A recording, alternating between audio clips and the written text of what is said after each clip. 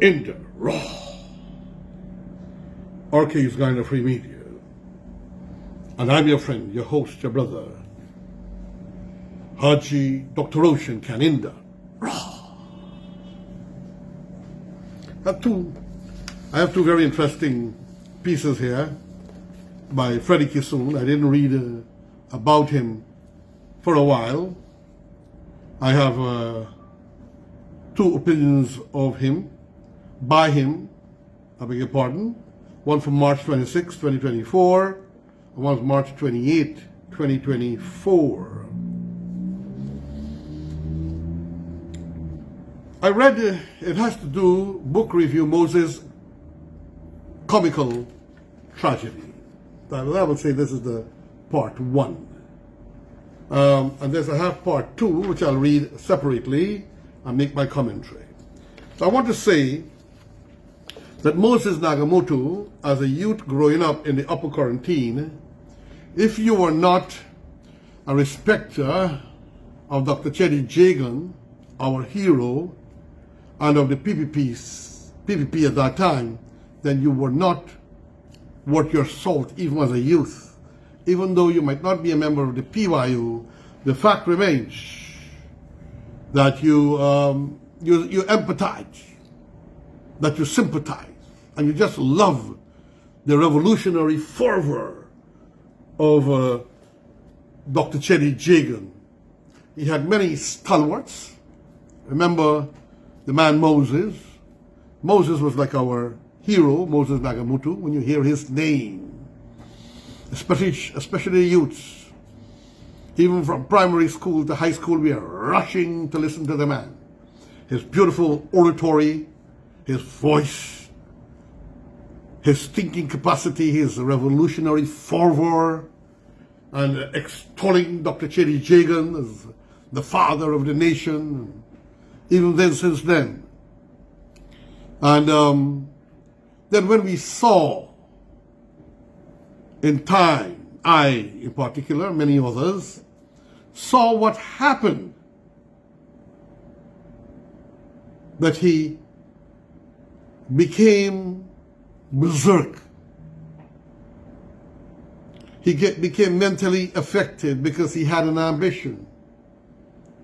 And the powers that be and the situation that existed and the universal laws of attraction and the laws of destiny did not favor him to become the leader or the presidential candidate at the time when he wanted to be.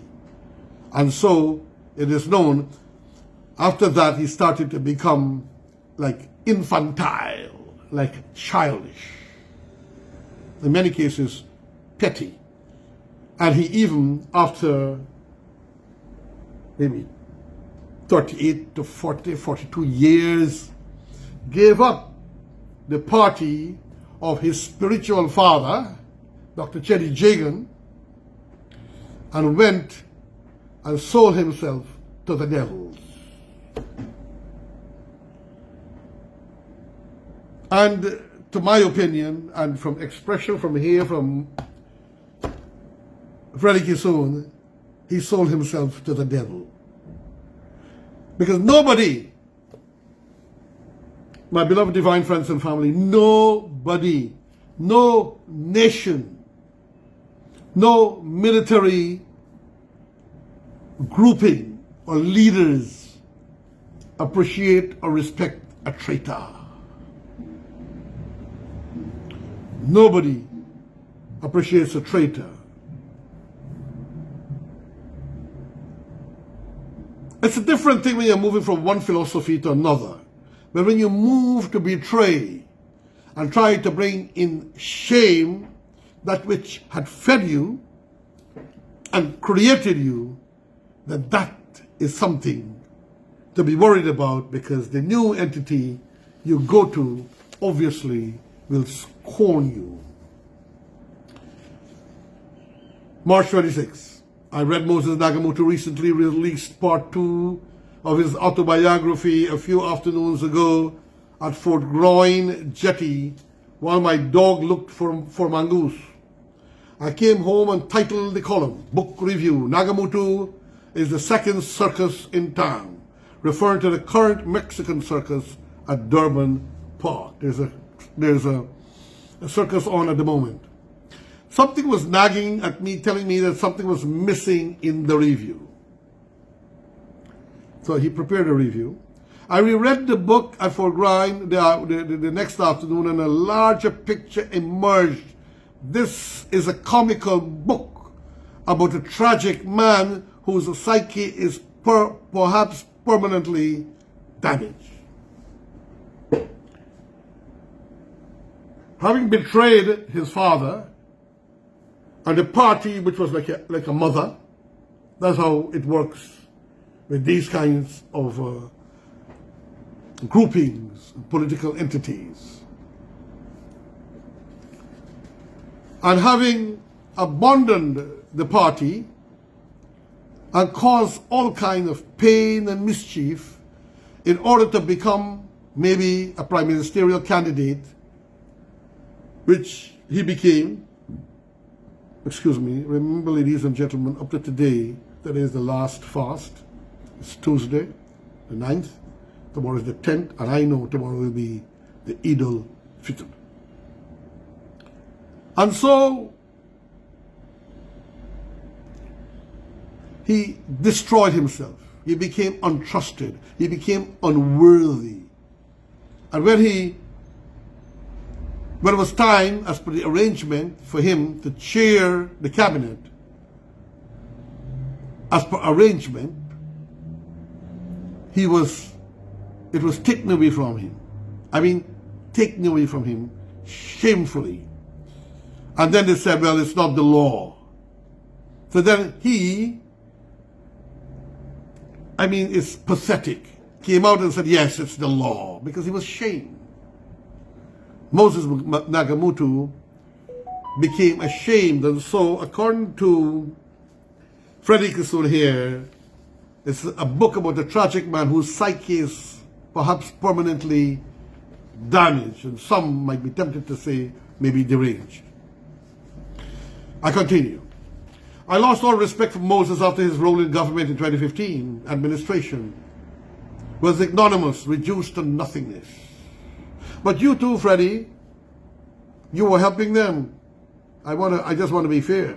You were helping the APNU. That idea of coming together was one of your ideas to fight the PPP. I'm happy that now that you have seen the truth and the power, and you stand for what is right now, especially for the one philosophy idea, the one people, one Guyana, one nation, one people idea of Excellency President Dr. Irfan Ali. But you, Freddie, you were campaigning for them. And I recall, in order to buy certain loyalties, they would give certain positions.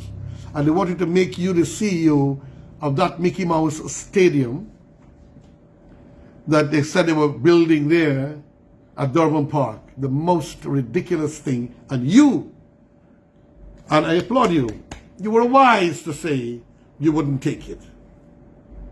You refused the appointment very smartly. You quickly saw what was happening. And you realized that you actually went quickly and said that you are not supporting the APNU anymore. You need an applause for that. You have some vision. You could see, obviously. So who they put for that? Patterson was running the whole thing and is caught in a whole set of quagmire, financial confusion, and until now it can't be the finance expenses and management of the finances cannot be established, and the audited accounts cannot be provided. Who is responsible for that? I think it is the person who came up with the idea, and that is, it had to be the head of state. Let me move on. His first memoir, published in 2015, was titled Fragments from Memory, which are reviewed on Tuesday, October 31st, 2023. The current book is a vast extension of that autobiography titled Dear Land of Guyana. This is a terrible book to review, and the analysis is marred by the bouts of anger from the reviewer. So the reviewer now, he is like reviewing and he is getting bouts of anger because it's a nonsensical book, apparently. I will never spend my money in those books. Definitely one column will not suffice, so I have to continue where I left off here. You will have to do another one, that's the other one there.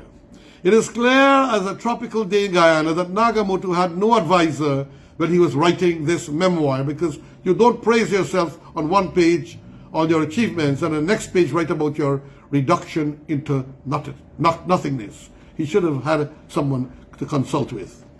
He praised himself, he praised his brilliance, he praised his achievement, then he wrote how he went into nothingness. But, you know, again I will say, Freddie, maybe he's being honest, that he became nothing, especially when his partner and friend, whom I think is tantamount to that of a traitor, when he was the Prime Minister candidate, that Ramjatan wanted the Prime Minister candidacy and challenged him. So what is the AFC really?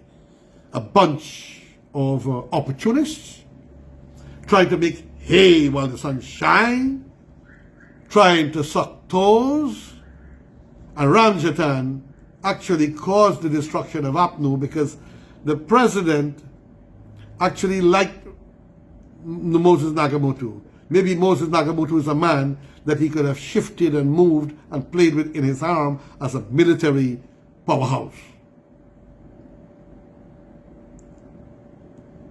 Ramjatan, being a lawyer with more experience, even though Nagamootoo became one too, was more experienced and of a powerhouse, but he was an opportunist.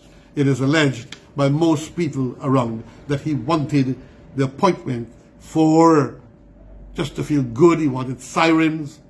He wanted the Prime Ministerial House. He wanted to feel good. Now so that is basically the main reason that he betrayed, as alleged by most people, that he wanted that position of power. Moses was very hurt, I recall in the newspaper, when he realized that the vote was going to go against him, and he got up and he go and give Ramjatan a shake hand and a hug and left. Let me go on. Let us break down the oxymoronic text of comicality and tragedy. This is one of the things I like about Freddie Kissoon, you know. Oxymoron, one of the most idiotic, moronic position one can have, of comicality and tragedy. There is a full chapter on how the Americans allegedly helped the PP rig the 2020 elections using a PR firm named Mercury. So he came up with this. I think the PPP should sue him. The descriptions are just laughable. Katayu, the candidate Ramjatan, informed the nation that 3 Russians and a Libyan came to shape the election results and were expelled. Until now, Ramjatan. Now I have to go there. Because it is, I gotta go in this tone, like Ramjatan. Because he expelled them, one of them escaped, but he can't show us any document of the expulsion, the plane that they were put on, the police station they had to be taken, the immigration officers involved, and how they entered the plane and they were expelled from the country.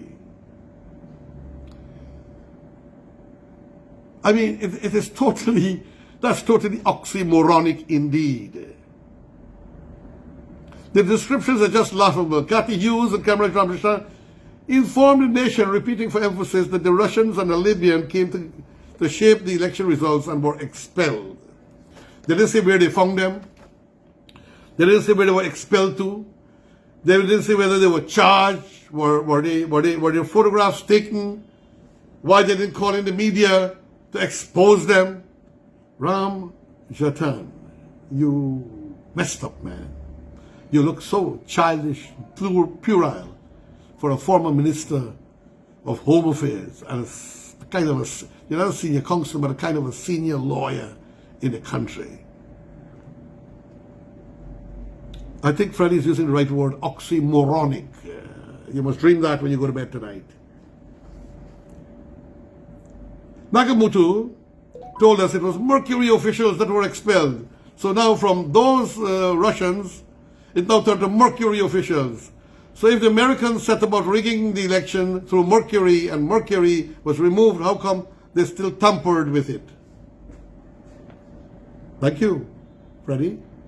Ask that, Ramjatan and Nagamootoo. Nagamootoo tells us that the PPP brought an English company to rig the 2015 election named Cambridge Analytica. He wrote they couldn't save the PPP because the PPP was hemorrhaging his word. They were hemorrhaging support. We know that there was some rigging in the 2015 election, but also the APNU was able to win by a slight majority simply because they had Moses Nagamootoo and Ramjatan to bring in some of the quarantine Bobitians in it. And then they left. When they saw, immediately they closed down the sugar estate. Both of these guys were involved. And they did not prepare the people, nor did they prepare something to retrain, re-educate, give them lands, and make them strong. The people had to fight Moses Nagamootoo and Ramjatan and the APNU government to get their severance. What a shame. And I move on. This is exactly what happened to Nagamootoo and his colleagues in the PNC and the AFC. They couldn't win the 2020 because the AFC was hemorrhaging now. So this is exactly what happened to Nagamootoo and his colleagues in the PNC and the AFC. Right? Freddie is saying, and he's right, that they couldn't win the 2020 because the AFC was hemorrhaging support. The votes Nagamootoo brought in 2011 and 2015 had gone in 2022, so the PPP was assured of victory because they saw the betrayal by these guys who wanted to be big, who wanted siren and to feel big and to enjoy big salaries and so on. Does anyone remember that Moses Nagamootoo was refusing the position and was behaving like a child who didn't get his lollipop? He's demanding the exact salary as the Attorney General. He couldn't bear the idea that the Attorney General was making more money than the Prime Minister. So even if it's $1, he wants $1 more. That shows what these people were in it for. Ramjatan and Moses Nagamootoo, according to Freddie Kissoon, and suspicions of the people. There is no chapter on the relation between AFC and APNU while power was being exercised. Any Guyanese seeing this book in front of his or her eyes would want to buy it because they cannot wait to see what happened between the AFC and the PNC. There's absolutely no discussion on this, because what I'm assuming, I didn't read this article, what I'm assuming is how the PNC wiggle them around. How the AFC spit on the AFC, as we saw in Linden, where they had an APNU PNC chairman, and rightfully the AFC should have the deputy or the vice chair, but no, that was not possible. And Norton said no, and Norton warned them that you have to follow, or you can't be in Parliament.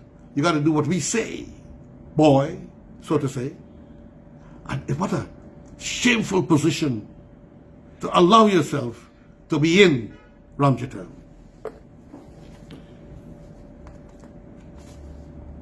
You have to feel sorry for Nagamootoo. You have to feel that his psychology is different from any other human on planet Earth.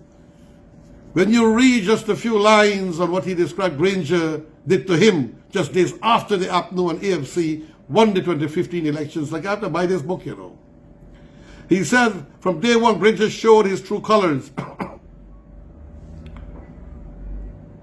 When he stripped him of his cabinet responsibilities, here I told you about that a bit earlier, he stripped him, and according to arrangement, he was supposed to be the chairman of the cabinet. He outlined how he was hurt at the 2020 2015 Independence Celebration, Granger described the policies of the 60s in racially and anti-Jagan terms. Nagamootoo said he squirmed because he loved Jagan so much and had to listen to Granger saying these things about Cherry. So Nagamootoo, you didn't have the compunction. And in Guyanese parlor, they would say the bees, I can't say it here on open, but the bees to get up and walk out. You don't have that compunction like the Muslim Palestinian man with President Biden refusing to eat first of all and then telling President Biden off and walking out of the White House. You didn't have that bees, Nagamootoo? Is it the bread and butter? Is it the money? Is it the siren? How can any human be so stupid? Freddie is saying.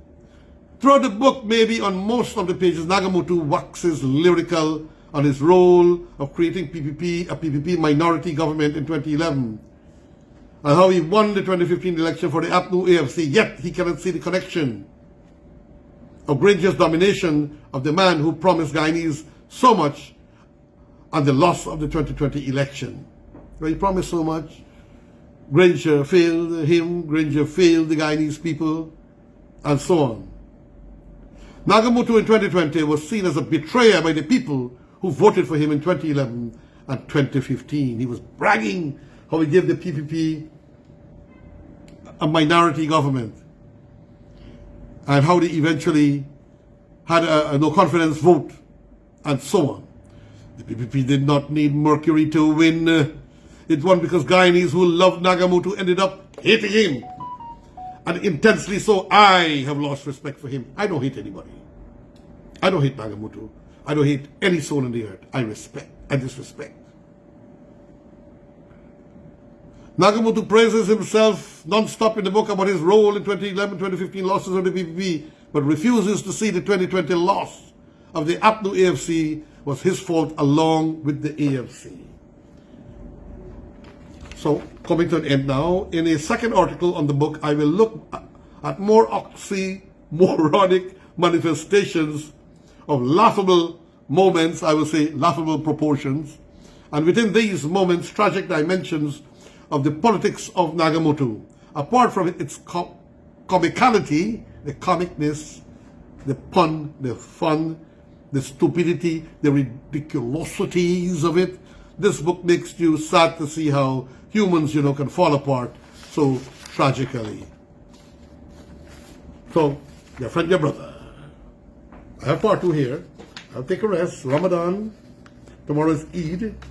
So I probably will do the recording on Thursday. Your friend, your brother, me, Haji Dr Roshan Khan. Oxymoronic Nagamootoo, as explained thoroughly by Freddie Kissoon. Your friend, your brother, Haji Dr Roshan Khan, saying thank you. Farewell.